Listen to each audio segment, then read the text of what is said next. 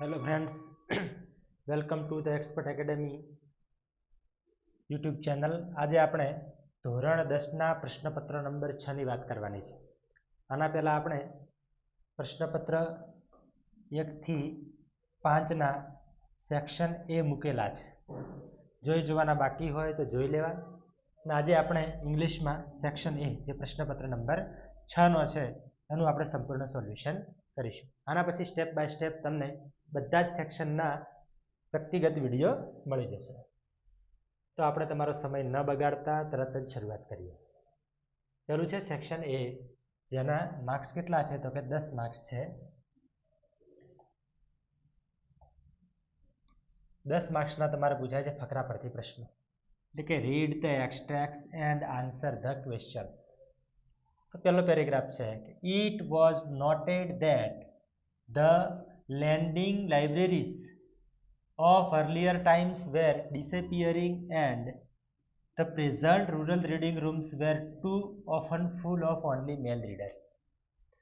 The unit discussed that if the once well-read women of Kerala continued to squander their hours in front of television, it would encourage a climate in which women are afraid to go out after dark. So, the unit has formulated on opening separate reading rooms for women. તો આપણો paragraph છે એના પરથી આપણે પ્રશ્નો આપેલા છે અને પ્રશ્નોના જવાબ છે મોટા ભાગે બેઠા જ છે. આપણે વધારે કંઈ વિચારવાનું થતું નથી. પહેલું છે કે what was the problem of libraries of earlier times and the present time. કે પહેલાંની લાઇબ્રેરીઓ અને અત્યારની લાઇબ્રેરીઓ છે આ બંનેમાં શું પ્રોબ્લેમ હતો, બરાબર છે. તો અહીંયા લખેલું છે કે પહેલાં અહીંયા કે the libraries of the earlier times were disappearing and the libraries of the present times were too full of male readers. બરાબર છે. આ રીતે આપણો જવાબ છે. અહીંયા આપણને કંઈ ના આવડે તો લખી શકીએ કે લાઇબ્રેરીઝ ઓફ, જુઓ આમાંથી સીધું, libraries of earlier time were disappearing and the present rural reading rooms were too often full of only male readers. બસ આના સિવાય એક પણ અક્ષર વધારાનો તમારે લખવાનો થતો નથી. આટલું લખો એટલે પહેલા પ્રશ્નનો તમને શું મળી ગયો તો કે જવાબ મળી ગયો. બસ આ જવાબ છે તમારો પહેલાનો. બીજો ક્વેશ્ચન છે what has the women unit planned. What has the women unit planned, એ આપણે જવાબ જોઈએ કે the women's unit has plan to open separate reading rooms for women. કે એમણે સ્ત્રીઓ માટે અલગ રીડિંગ રૂમ બને એવો એમને પ્લાન કર્યો છે. કોને કે વિમેન યુનિટે. આમાંથી જો લખવું હોય તો કે ધ યુનિટ, અહીંયા આપણને આપેલું છે કે the unit has formulated plans on opening separate reading rooms for women. બસ આ જવાબ. આનાથી વધારે આપણે કંઈ સુધારા વધારા કે આગા પાછું વધારે થવાનું થતું નથી. બસ આ જવાબ છે. આ છે પહેલાનો જવાબ, આ છે પહેલાનો જવાબ અને આ છે બીજાનો જવાબ. બસ વાર્તા પૂરી. ક્લિયર. હવે આપણે નેક્સ્ટ જોઈએ. તો નેક્સ્ટમાં શું કહે છે કે both my school and college had plenty of green cover and both were home to several other life forms. This made me understand their importance. કોણ કહે છે? અરુણ કૃષ્ણમૂર્તિ બોલે છે. How beautiful they are and why we need to protect them. This animals are on their own, find their own food and are always active, on the move and never lazy. It is so positive. We have a lot to learn from them. આપણે પણ એમની જોડેથી ઘણું બધું શીખવાનું છે. આવું પ્રાણીઓ વિશે પણ કહે છે. કોણ? તો કે અરુણ કૃષ્ણમૂર્તિ. આ છે આપણો પેરેગ્રાફ અને હવે આપણે જોઈએ ક્વેશ્ચન્સ. તો કે ત્રીજો છે કે વોટ ડીડ અરુણ રિયલાઇઝ. અરુણે શું રિયલાઇઝ કર્યું from the green cover in his school and college. કે એમની સ્કૂલ અને કોલેજનું જે ગ્રીન કવર, જે લીલોતરી હતી એના પરથી એને શું રિયલાઇઝ કર્યું. તો આપણે લખી શકીએ કે અહીંયા ડીડ છે તો અરુણ રિયલાઇઝડ. શું? અરુણ રિયલાઇઝડ. અથવા તો the green cover in his school and college, the green cover in his school and college made Arun. અરુણને બનાવ્યો શું કે એને એક સમજણ આપી, તો ઇમ્પોર્ટન્સ એક મહત્વ સમજાવ્યું of other life forms, how beautiful they are and why we need to protect ધેમ. હવે અહીંયાથી આપણે અહીંયા જોવાનું છે કે જવાબ કેવી રીતે આપણે આમાંથી લખવાનો છે. તો જોઈએ કે school and college had plenty of green cover and both were home to several other life forms. This made me. હવે અહીંયા જે મી છે, જે તમને અહીંયા શું દેખાય છે, તો કે મી જે દેખાય છે મી, એની જગ્યાએ તમારે લખવાનું છે મેડ હિમ. શું કરવાનું છે? હિમ. બસ આ કોના માટે છે? અરુણ માટે. Made him understand their importance, how beautiful they are and why we need to protect them. બસ આ જવાબ છે. આ શું છે? તો કે જવાબ. આ કોનો જવાબ છે? તો કે પહેલા પ્રશ્નનો જવાબ. એટલે કે જે આ ત્રીજો પ્રશ્ન છે એનો જવાબ આ બેઠી બેઠું આટલું તમે લખી શકો છો. પછી છે આપણો ચોથો ક્વેશ્ચન, તો why does Arun say that we have a lot of learn from animals. કે આવું શા માટે અરુણ કહે છે કે આપણે પ્રાણીઓ જોડેથી ઘણું બધું શીખવા જેવું છે. તેનું કારણ શું છે કે એ જે છે એમનો પોતાનો ખોરાક જાતે મેળવે છે અને પોતાની રીતે જીવે છે, ક્યારે આળસ કરતા નથી, માટે આપણે એની જોડેથી ઘણું બધું શીખવાનું છે. તો આપણે પહેલાં આમાં જોઈએ કે અરુણ સેઝ ધેટ, અહીંયા અરુણ છે, અહીંયા સે, અહીંયા ડઝ હતો માટે સેનું શું થાય છે? Says that we have a lot છે, we have a lot to learn from animals, learn from animals because વાયથી પ્રશ્ન હતો એટલા માટે શું થાય છે? Because they are on their own. જો they are, these animals are on their own, આવું લખો તો પણ ચાલે છે. શું લખી શકીએ આપણે? કે ધીઝ એનિમલ્સ, તેની જગ્યાએ ધીઝ એનિમલ્સ પણ લખી શકાય. આપણે કલર બીજો વ્યવસ્થિત પસંદ કરીએ તો ચલો આ કે ધીઝ એનિમલ્સ, આ બીજા નંબરનો જવાબ છે. These animals are on their own, find their own food and are always active on their move and never lazy. આટલું તમે લખી શકો. અને it is so positive, we have a lot to learn from them. આ લખો છો બેઠે બેઠું તો આ બીજા નંબરનો જવાબ આપણો બની જશે. શું બને છે? બીજા નંબરનો જવાબ. નેક્સ્ટ જોઈએ તો પાંચમો જે પ્રશ્ન છે એનો paragraph, firework should be stored, handle and lit. Lit જે છે એ શું છે? તો કે લાઇટનું વીંટું છે. With care they should never be stored or unpacked near a flame, gas cylinder or heater. કે આ બધાની જોડે આપણે ક્યારે ફટાકડા રાખવા જોઈએ નહીં. One should never wear long, કે આપણે શું ન કરવું જોઈએ? લાંબા લૂઝ કપડાં એન્ડ નાયલોન ક્લોથ, નાયલોનના કપડાં, when lighting crackers. And since the powder in crackers is poisonous, કેવું હોય છે? ઝેરી હોય છે. They should never be carried loose in your pocket or your hand, કે હાથમાં કે લૂઝ પોકેટમાં રાખવા જોઈએ નહીં. ઓલ્સો પણ firework should never ever be lit inside a house, ઘરમાં પણ ન સળગાવવા જોઈએ. Never bend over a firework when you are lighting it, કે જ્યારે આપણે ફાયરવર્ક્સ એટલે કે ફટાકડા સળગાવતા હોઈએ ત્યારે નીચે નમવું ન જોઈએ.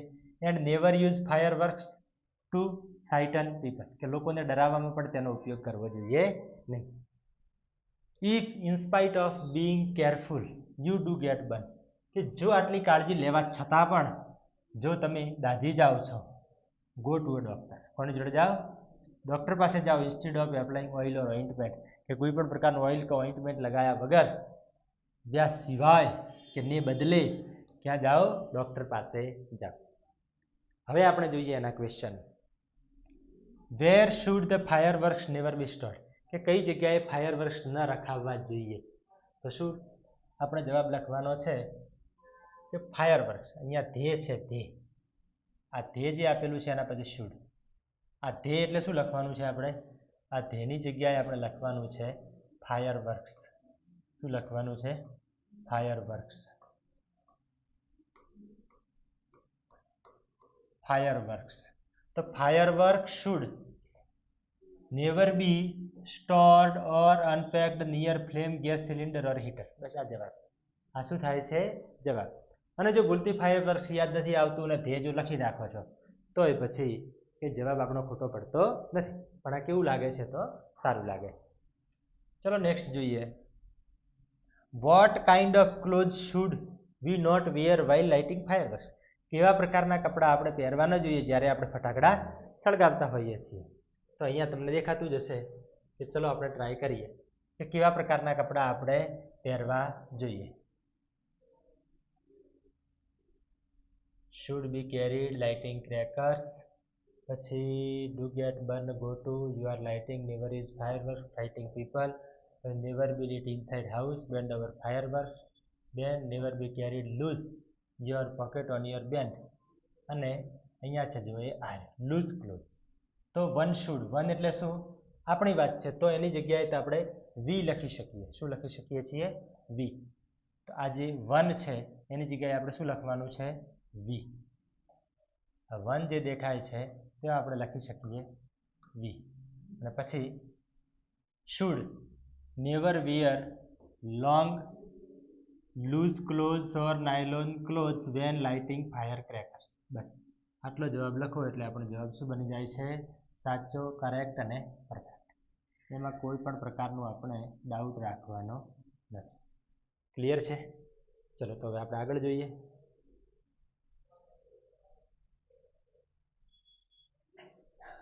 The Asurs were very disappointed. અસુરો કેવા હતા? તો કે ઉદાસ હતા. ડિસએપોઇન્ટેડ એટ ધેર ફેલિયર્સ, કે તેમને અસફળતા મળી એના માટે એ લોકો કેવા હતા? ડિસએપોઇન્ટેડ હતા. They thought of a plan to dispose of Kutch in such a way that Shukracharya would never be able to bring him back to life. The Asurs caught Kutch the third time. ત્રીજી વાર એને પકડ્યો. They killed him and burnt his body. કે તેને મારી નાખ્યો અને તેની બોડીને સળગાવી દીધી. They collected the ashes and mixed the ashes with the divine wine that Shukracharya drank. આમાં મિક્સ કરી અને શુક્રાચાર્યને પાઈ દીધો એની રાખ. When Kutch was missing again, કે ફરીથી જ્યારે કચ્છ મિસ હતો, Devyani said to her father, દેવ્યાનીએ તેના પિતાને કહ્યું કે father, Kutch went out to gather firewood but he has not come back. એ પાછો આવ્યો નથી. Sure he is lost or dead. Lost એટલે કે ખોવાઈ ગયો છે, ખોવાઈ ગયો.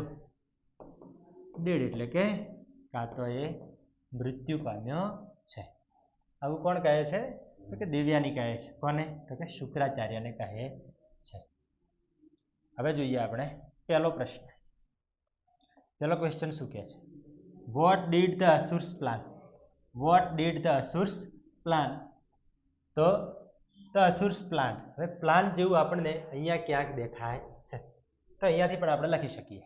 અહીંયા ધ્યેય છે એ કોના માટે છે? તો કે અસુરો માટે છે. તો અહીંયા લખી શકીએ asuras. Asuras. Asuras thought. Asuras thought of a plan. Asuras thought of a plan to dispose Kutch in such a way that Shukracharya would never be able to bring him back to life. બેઠો જવાબ છે. આમાં કંઈ વધારે પડતું આપણે હેરાન થવાનું નથી. આ પ્રમાણે જો તમને વ્યવસ્થિત લખતા આવડતું હોય તો પણ છૂટ છે કે Asurs plan to dispose Kutch in such a way that Shukracharya would never be able to bring him back. પણ ભેગી ભેગું આ લખો છો એમનું એમ જોઈને તો પણ તમારો જવાબ કેવો બને છે? પરફેક્ટ અને સાચો. ચલો નેક્સ્ટ જોઈએ. આઠમો પ્રશ્ન છે કે what did the asuras do after their failure in killing Kutch twice? કે બે વાર કચ્છને મારીને, બરાબર, અસુરને તેમના વોટ ડીડ ધ અસુર, અસુરોએ શું કર્યું એના પછી? તો asuras killed the Kutch. The asuras killed Kutch, કચ્છને મારી નાખ્યો. બર્ન્ટ હિઝ બોડી, અહીંયા અલ્પ વિરામ આવશે. બર્ન્ટ his body and mixed the ashes with the divine wine that Shukracharya drank. તો અહીંયા એ જ લખેલું છે અહીંયા કે એમણે શું કર્યું કે they killed him and burnt his body. They collected the ashes and mixed the ashes with the divine wine that Shukracharya drank. બસ આ જવાબ. આ શું છે? જવાબ. આ જે પહેલો છે એ શું થશે? તો કે પહેલાનો જવાબ, અને બીજો છે એ કોનો જવાબ છે? તો કે બીજા નંબરનો જવાબ છે. આ બનશે પહેલાનો જવાબ અને આ કોનો બનશે તો કે બીજાનો જવાબ. બસ ચલો પેરેગ્રાફ જોઈએ next. He stood straight, saluted, and held the book towards the woman. As he spoke, he thought how different she was from the girl he had expected. I am Lieutenant John Blandford, and you are Miss Mennel. I am so glad we could meet. May I take you to dinner? A smile appeared on the woman's face. I don't know who you are, young man, she answered. That young lady in the green suit asked me to wear this red rose on my coat. She also said, if he invites you to dinner, tell him I am waiting at restaurant across the street, and added, it is a taste of some kind. કઈ પ્રકારનો શું છે તો કે test છે. કોની વાત છે તો કે મેનલ. કોની વાત છે મિસ મેનલ અને બ્લેનફોર્ડની વાત છે. ટેસ્ટ ઓફ ટ્રુ લવ જે 10મો યુનિટ છે એમાંથી આપણો પેરેગ્રાફ લીધેલો છે. તેના ક્વેશ્ચન જોઈએ. How did Blenford greet the women. વિમેનને કેવી રીતે એણે શું કર્યું તો કે શુભેચ્છા પાઠવી. તેની સામે કેવી રીતે રહ્યો તો Blenford stood straight, saluted the woman and held the book towards her to introduce himself. આવું આપણને જો જવાબ ના આવડે, ધારો કે આવો જવાબ ના આવડે તો આપણે શું કરવું બરાબર. એના માટે આપણે રસ્તો જોઈ લઈએ. તો હી સ્ટૂડ, હી એટલે કોણ બ્લેનફોર્ડ. કોણ છે આ Blenford. He stood straight, saluted and held the book towards the woman. આટલા સુધી આપણે લખવાનું છે. બસ કેટલા સુધી લખવાનું છે આટલા સુધી માત્ર આપણે લખવાનું છે.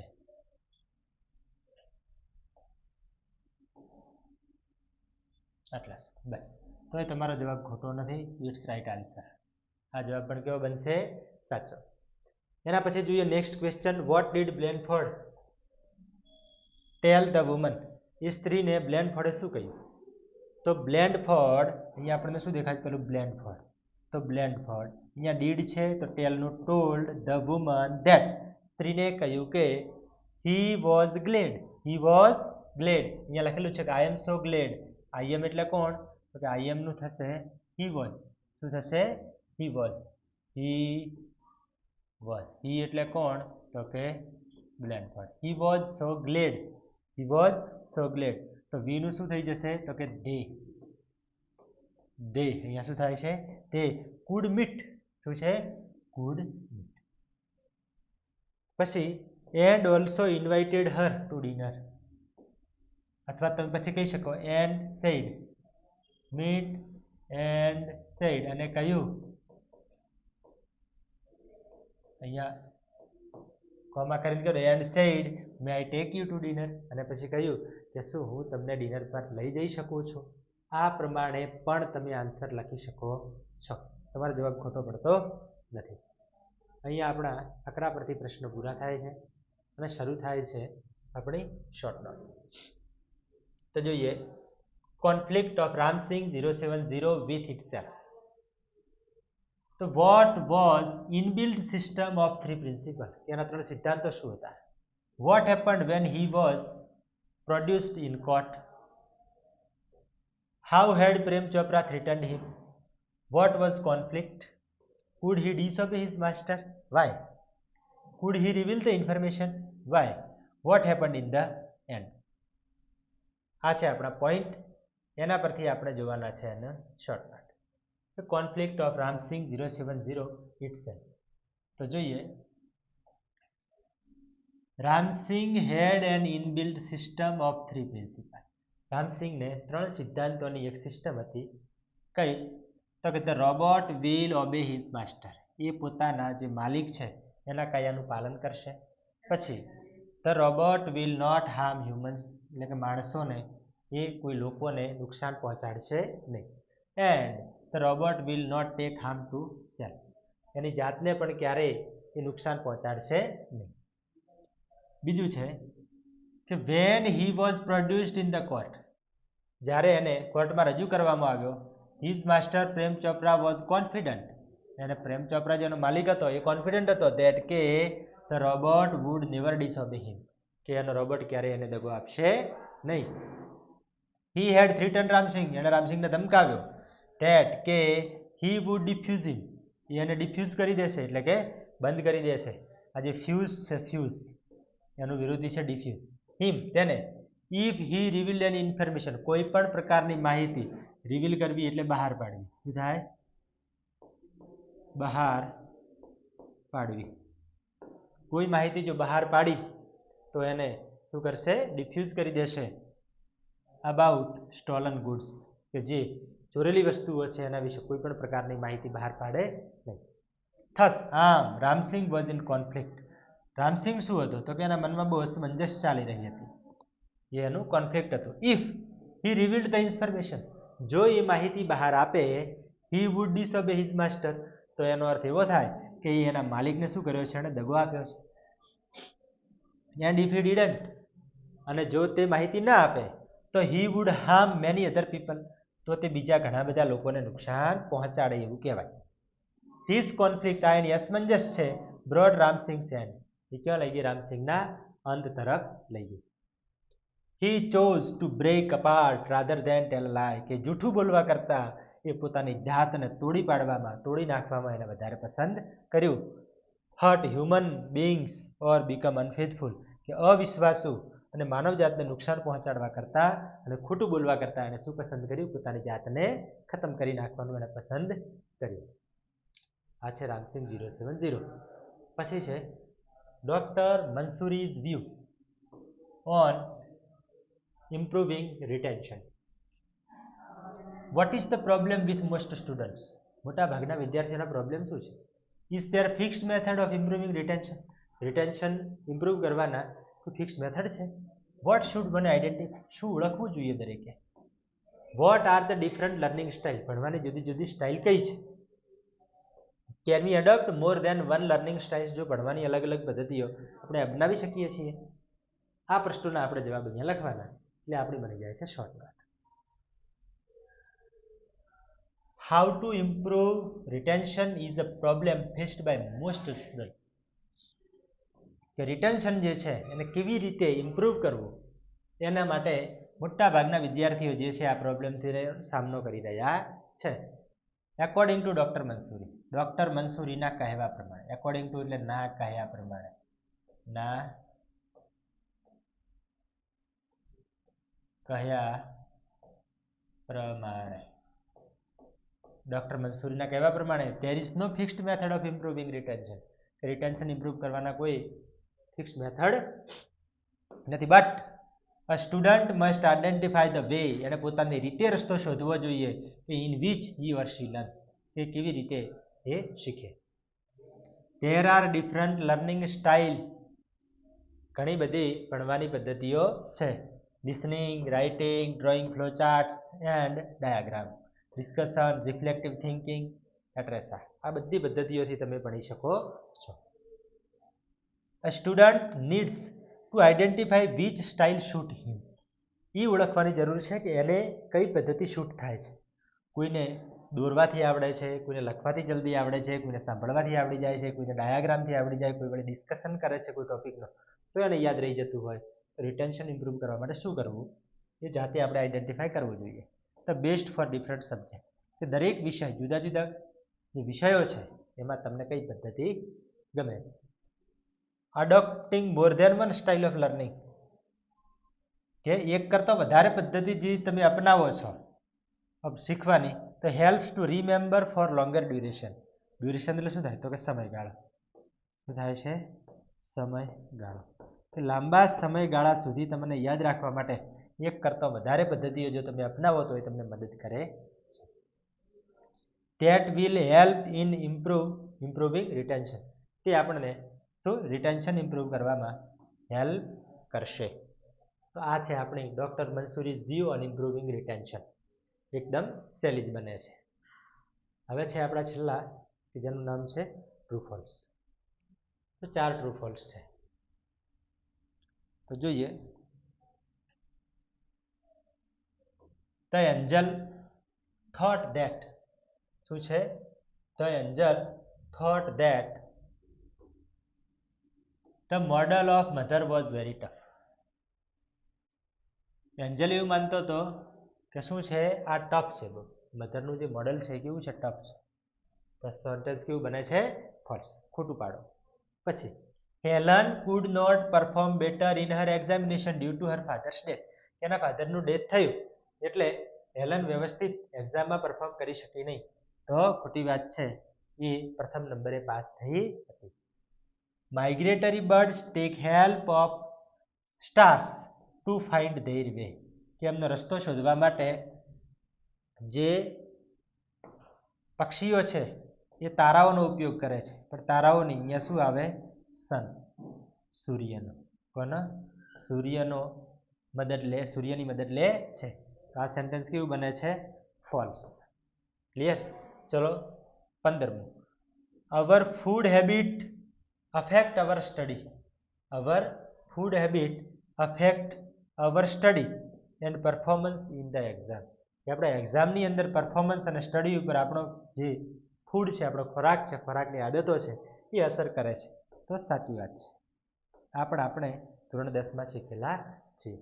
તો આ છે આપણા 6 નંબરના પ્રશ્નપત્રનો સેક્શન નંબર A. આના પછી આપણે જોઈશું સેક્શન બી. પ્રશ્નપત્ર 1 થી આપણે શરૂ કરી અને બધા જ પ્રશ્નપત્રોના બધા જ સેક્શન આપણે 1 બાય 1 જોવાના છે. તો મિત્રો, જો વિડીયો તમને ગમ્યો હોય તો લાઈક કરવાનું ભૂલતા નહીં, અને જો ચેનલ સબસ્ક્રાઈબ કરવાની બાકી હોય તો સબસ્ક્રાઈબ પણ કરી દેજો, જેથી આપણી કોઈ નોટિફિકેશન આવે એટલે કે નવો વિડીયો આવે તો તમારા સુધી સૌથી પહેલાં પહોંચી જાય. અને વિડીયો લાઈક કરવાનું ચૂકશો નહીં. તમારા મિત્રો જે ધોરણ 10માં ભણતા હોય એમના સુધી વિડીયો ચોક્કસ પહોંચાડશો. Thank you. ધન્યવાદ.